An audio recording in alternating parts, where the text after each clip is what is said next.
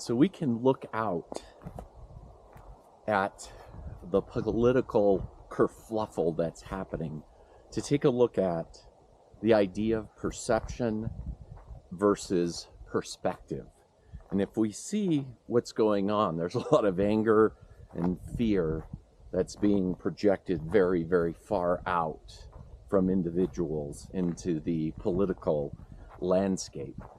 So what's happening? Well,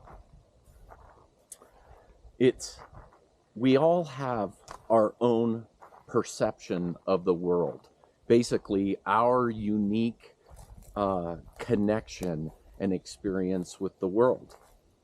And then we start to create a framework of perspective around it. And then we share that perspective with each other. And that's how we came up with these collective agreements on how the world should work.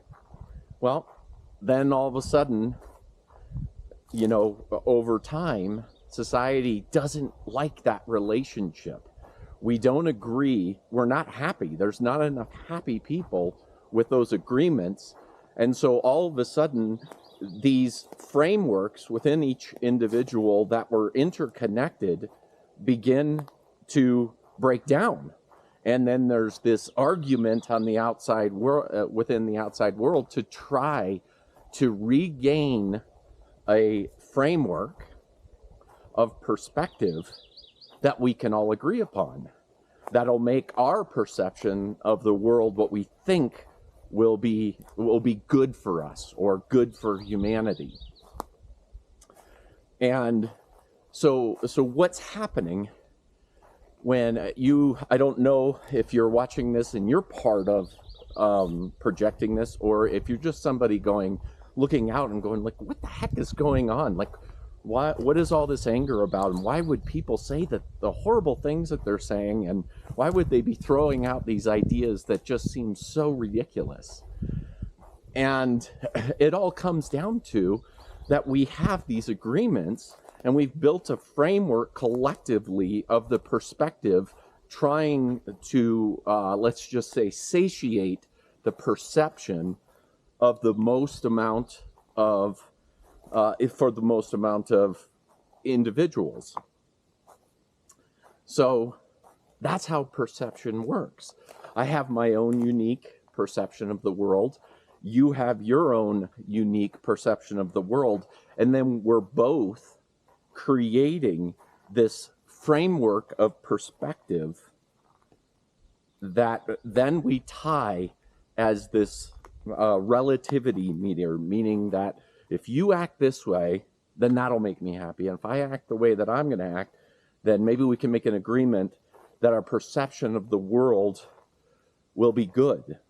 And so basically, going from A to B is trying to do it through compelling other people to behave in a way that we think is going to make us feel better.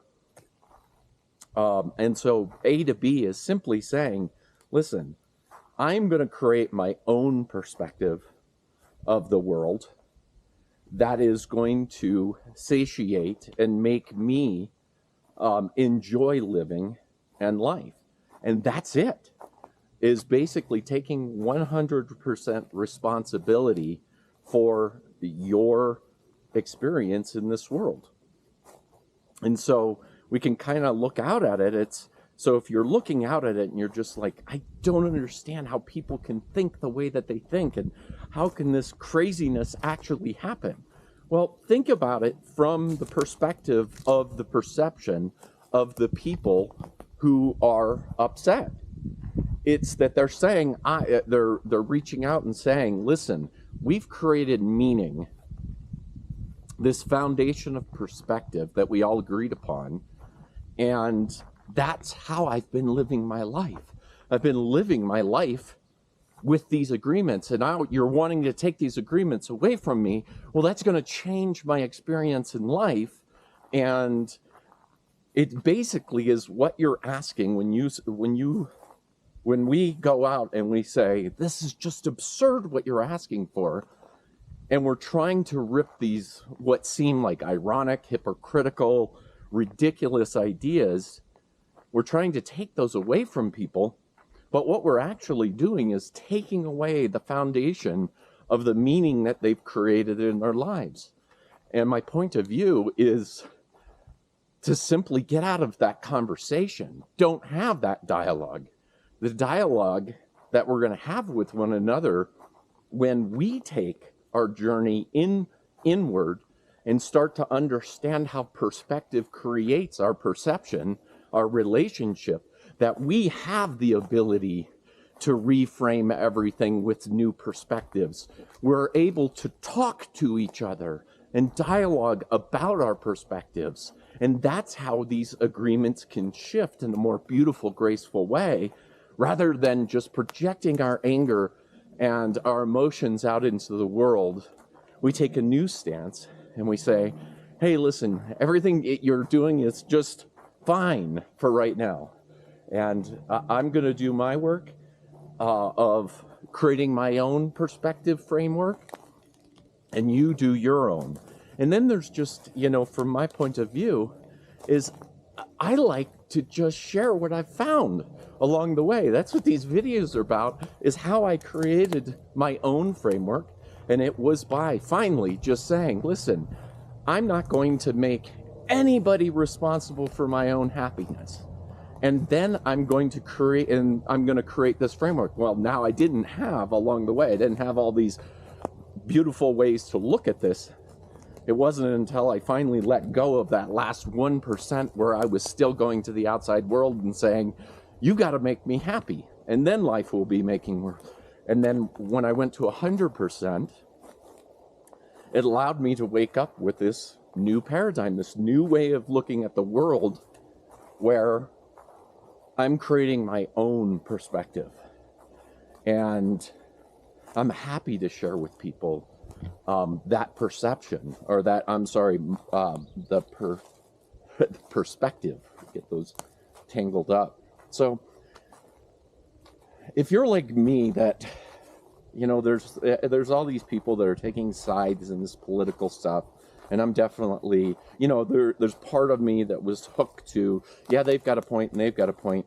And then I just realized that it wasn't doing me any good to take any sides in this ridiculousness. And I began to see this ridiculousness from a different point of view, which was people are projecting their unstable emotions to try to get the world to fit the way it is. And it also, when I recognized that what I was actually doing when I would, in my mind, mock their point of view, and it's like this idea that I kind of had this visual of me sitting down with somebody and saying, listen, I'm going to reason with you until I rip the very foundation of all the meaning that you've created in the world.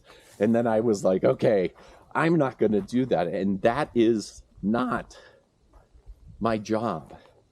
And it's futile anyway, because people will do anything. They will just redefine everything. And I recognize that I wasn't trying to reason with the abstract.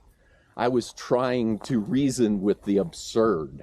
And you can't do that, because what the absurd does is every time that you make a point, let's say you make a virtue or a morality point or whatever, they just change the bar. They just change the point of view. The last thing they're going to do is let go of the foundation of all the meaning that's created.